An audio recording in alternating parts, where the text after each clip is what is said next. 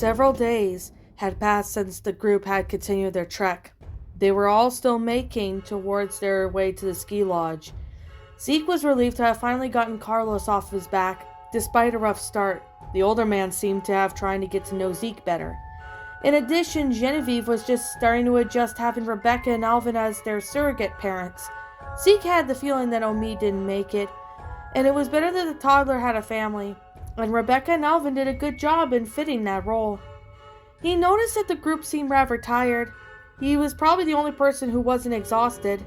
After all this been his whole life, before the apocalypse. He and his brother would go out into the woods to avoid their abusive father, and enjoying some time together away from their stressful lives. It seemed so long ago, but now he was out in the woods, and maybe for good. And he had no idea if the virus would last forever, or if the virus was on its last leg. It seemed like the walkers weren't prevalent as they used to be. "I think I see our mountain up ahead," Luke said. "Finally," Nick muttered.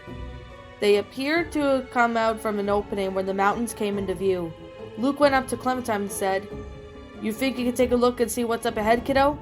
He gestured to the boulder and it was on the edge of the cliff.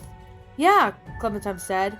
With a nod, she took off her backpack and rummaged through it, then found a pair of binoculars. She made her way over to the boulder and started climbing it. "Need any help?" Luke asked, as the child struggled to get on top of the boulder. "I think I got it," Clementine said. Meanwhile, Sarah sat down and huffed. She wasn't alone. Most of her group did the same. Zeke looked over at Genevieve walking around. Despite being younger than 2, the toddler was smart. She stayed near the group. She knew better than to wander off. Zeke looked back at Sarah and sat down next to her. "How are you holding up?" Zeke asked. "I'm exhausted," Sarah said. "You'll get used to it," Zeke said as he placed his arm around her. "Hopefully we won't be doing this for much longer." "How are you able to do all this and take after a toddler at the same time?" Sarah asked. "Well, I've had some experience. Like I said, I practically raised Decker even as a toddler. At least this time I had a better idea of what I was doing," Zeke said. "Well, you're sweet for not only looking after your brother, but also Genevieve," Sarah said. "Thanks," Zeke said with a smile. He always wondered if he did a good job raising Decker. It seemed like that most people would turn a blind eye and his brother. That would mostly be his fault. After dealing with his abusive drunk father so many years ago, and his mother abandoning the family, Zeke didn't trust adults. The only adult he trusted was his uncle, who taught him everything about hunting, tracking, and fishing. Unfortunately for Decker, he learned how to swear from his uncle. "I think we're getting ready to head out again," Sarah said with a sigh. Zeke looked over the group members around Luke. "Seems like it," Zeke said. He got up and offered his hand to Sarah. The girl sent him an appreciative glance before accepting it. He took his hand and Zeke helped her up. "Thanks," Sarah said. "No problem," Zeke said. The two walked over near Luke, "Zeke, I could go across the bridge low and slow and make sure to get safe for him to cross the other side." Rebecca and Alvin didn't say anything. However, it was obvious they didn't like the idea. "I'm fine with that," Carlos said. "I'm not," Sarah said. "Why does Zeke have to go?" "Sarah, Zeke is a lot stronger than the rest of us, and I think having him come along with me will be a big help," Luke said. "He's just a child, Luke," Rebecca said. "Exactly why I should go," Nick said. "I think this kid is going to need help when crossing that bridge." "He's more than just some kid," Luke said. "I could do it," Zeke said. "See, he's up for the task," Luke said.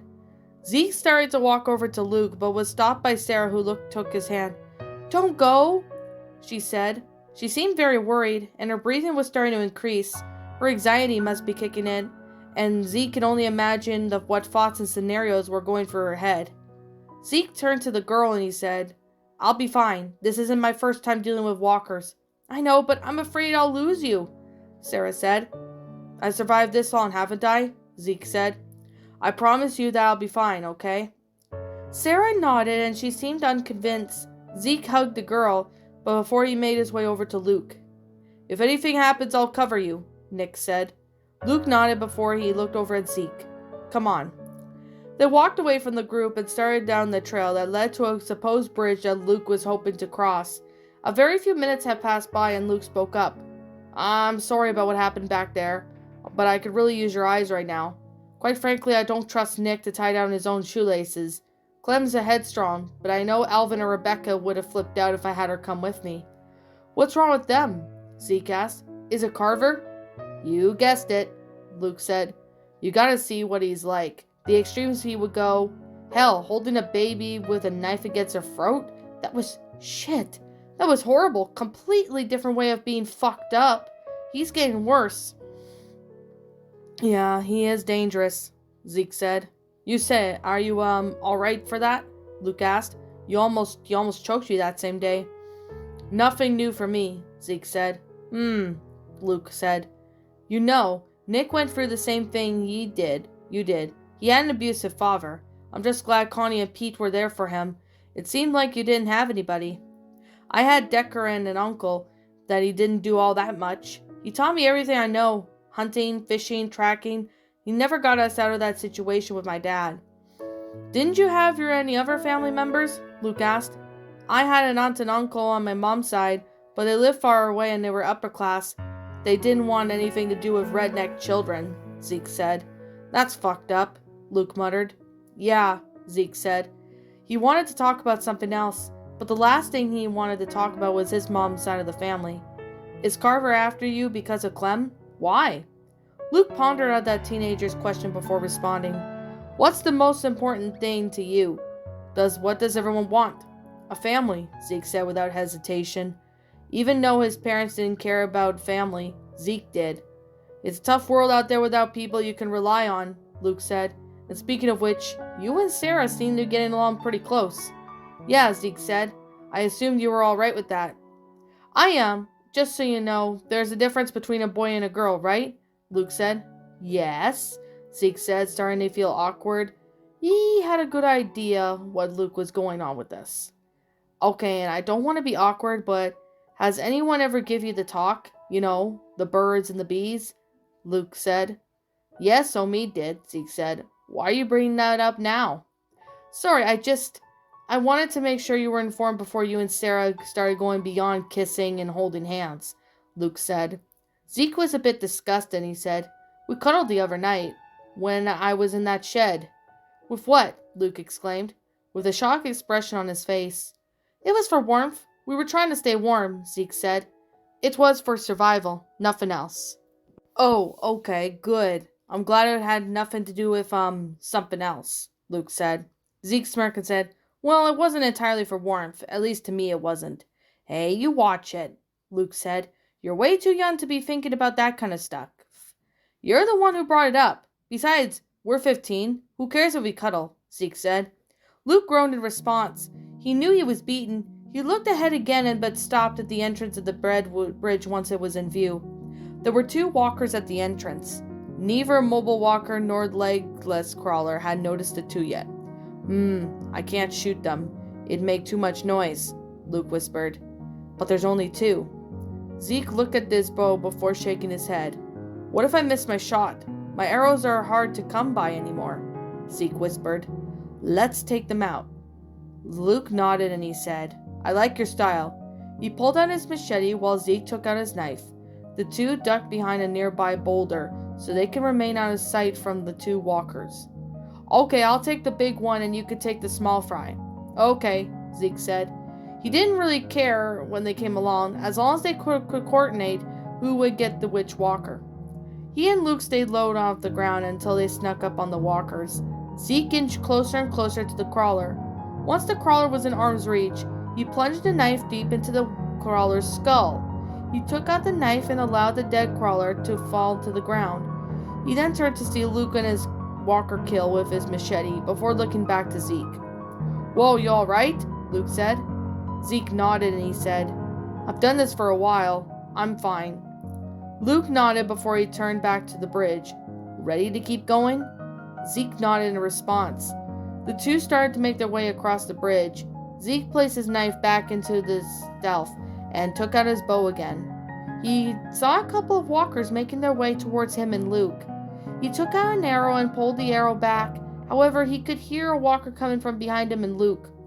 The 2 looked to see a walker limping towards them. Shit, Luke muttered. He walked over to deal with the walker, while Zeke turned his back and fired the arrow into one of the walker's skulls. The walker jolted back from the hit and fell to the ground. Zeke started to back away from the approaching walker, ready to another arrow, but he stopped when he heard Luke yell. Zeke turned around and saw that Luke and the walker he was about to kill were gone. A part of the bridge must have collapsed. Luke? Zeke said. He ran over to the hole and saw Luke struggle with the walker. The creature was impaled by one of the metal poles of the bridge, while Luke held on to another set of poles that ran parallel across from each other. Zeke, I'm fine. I'm just stuck. Look, we'll figure something out. Just take care of the walkers up there, Luke said. All right, hold on, Zeke said before he looked up. The walker was almost on top of him, and he wouldn't be able to use his bow. He pulled out his knife and jumped back from the walker's swinging arms. He got to his feet as the walker limped towards him. Zeke went up to the walker and kicked the good leg in. The walker fell to the ground, which allowed Zeke to finish it off with a quick stab. With the walker dealt with, Zeke placed his knife back into his stealth and went to retrieve his bow.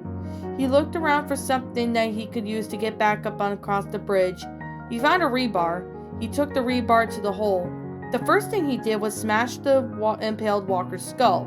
Then he handed towards the rebar to take Luke. Luke placed the rebar into two intact metal poles and used it together to get on the bridge again. He huffed and puffed and pulled himself back up to the bridge. Thanks, Zeke, Luke said between huffs. Zeke nodded in response. He was starting to realize what his group meant to him. It was almost like a family, the family he never had. Let's keep going, Luke said. He led the way while Zeke followed. Zeke remembered that talk with Luke the other day, how he mentioned how he lost his family. But the group acted like a family. He was starting to see that Luke was right. If he wasn't so withdrawn when he was with Krista and Omid, Zeke could have seen them as his family. Hold up, Luke said, as he held out his arm out to stop Zeke. Zeke looked up to see a man in the distance. It appeared that he was holding a hunting rifle. You see him? Yeah, Zeke said. Just play it cool, Luke said, and you do the talking. What? Zeke said, with a shocked look on his face. Why me? 'Cause I don't want to get in a fight, and I don't want him to think he would just come off and shoot me to some kid. Just don't say anything that would piss him off, Luke said. That's real encouraging, Zeke muttered. What do you want me to say to him? I don't know. Ask him for directions, Luke said. Luke looked back at the man, noticed he had gotten closer. He was close enough to have a conversation, but far away to be able to get aim and shoot him if anything happened. Well, who are you? The man asked. Well, who's asking? Luke asked. He handed over his revolver. I am, the man said. I'm Zeke and this is Luke, Zeke said. Zeke and Luke, the man said in the disgrunting tone of voice, as he walked over closer to the two. You don't look like assholes. Are you assholes? No offense or anything. It's just, it's hard to run into a lot of assholes, We're just people, Zeke said. All right, the man said. He started to approach Zeke and Luke and started to have more of a relaxed posture than he did. You two heading up north like everyone else? Everyone else? Luke asked. Yeah, there's at least one group a day that passes through up here to get up north, the man replied. It's just like the Great Migration, out of the dazed and confused. Have you seen a man pass through here by any chance? His name is Omid, Zeke said. He's kind of short, dark hair. Can't say I have. I mean, I've seen lots of people come through here. He might have passed by, but I don't really know, the man said. Zeke nodded in response. It just seemed that there's a high possibility that Genevieve was now an orphan, or had been the last few days. I have to say, you two look like shit. If you want, I got some canned food in the station back there, the man said. Well, that's, awful nice of you. What's the catch? Luke asked. He sounded suspicious of the man's unknown intent, and it seemed like a trap. No catch, I got plenty, the man said. He reassured Luke and Zeke as they were dealing with another lone survivor, and not a scavenger or worse. Well, all right then. Thank you, Luke said as a calmer demeanor. Hey, no problem. It was nice to run into friendly faces out there, the man said.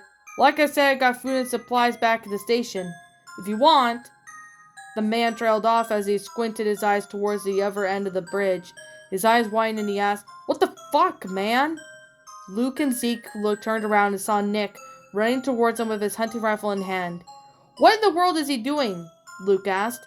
Nick aimed his rifle towards the man. In return, the unknown man raised his rifle. No. He's with us. He's up with us," Luke said. He tried to turn to Nick and wave his arms in the air. "Nick, no!" "Put it down," the man exclaimed. Meanwhile, Zeke pulled back his arrow and aimed at Nick. The last thing he wanted to do was kill him, or let Nick kill the man. Before he could process anything else, he released a bow and the arrow went flying. Luke pulled him down as the gunshot went off. But there was a scream. But Zeke had no idea if it came from the man or Nick.